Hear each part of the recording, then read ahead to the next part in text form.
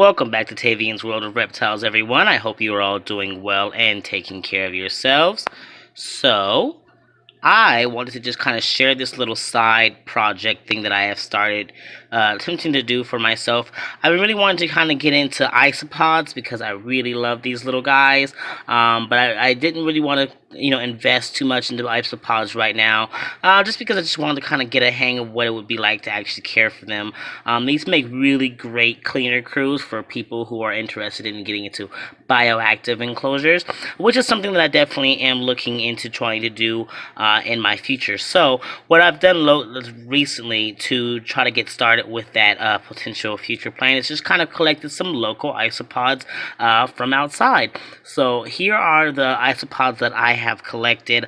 I believe there are about 15 in here, maybe about 16, something like that. I had the kiddos that I work with help me gather them as just a little activity or something to pass time for us since they're out of school and or doing homeschooling type things and just in home and house out in the home all day. So I figured I would get them involved with collecting some isopods, which was really fun. So I currently have these guys just in some cocoa fiber as a base layer, and I've got some just kind of decaying leaves that I took from where I got them from, laying on top. You can see a piece of dog food right there. It's a piece of my dog's high quality food, which I heard that they can eat, so I'm going to be feeding them that, as well as maybe get some I heard they can eat fish food and like dry frozen fish or other type stuff like that. So I'm going to continue to do my research on like what different things these guys can eat, on top of course, like vegetable food scraps, like I would feed my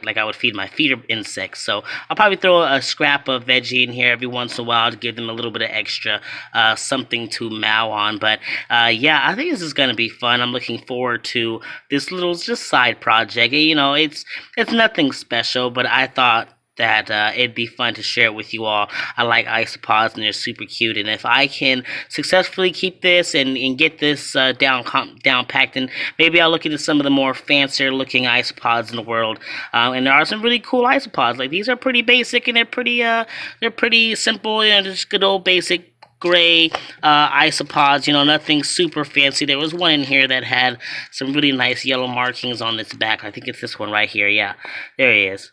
I don't know male or female with these. I don't know much about isopods. I'm just trying to getting into it and just kind of learning as I go. But yeah, really fun little insects and can be really beneficial to your reptile enclosures if you ever decide to go to bioactive, which is a plan of mine for my future. As I said, in my far future, I don't in my very far future, because bioactive is a lot to invest in, especially for if you don't necessarily have the most stable of housing. If you move a little bit more frequently than the average person, then bioactive, I imagine it would be difficult. So I haven't experienced bioactive, and I haven't tried to go there yet because I am one of those people that does move a bit more frequently than the average person. So I haven't gone bioactive. I wouldn't even know what to begin like to move something that is bioactive. So I haven't ventured that far. But this is a future thing I would like to get into, and so these little guys will help me with the experience of keeping things like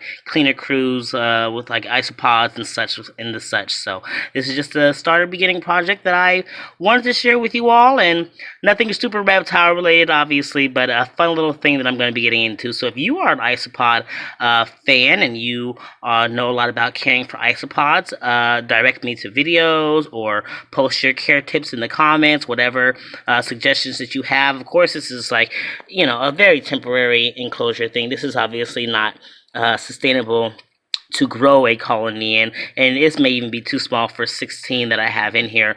So I'm probably going to up them into something bigger soon. But yeah, anyway, just wanted to share that with you all. Again, if you guys have any comments on care tips for isopods, drop them in the comments. I'm trying to learn, and I would love to help you guys to help me learn. So, yep, that's it. You all take care. Love yourselves. Love your reptiles. Love your loved ones. And you all keep spreading those herbs.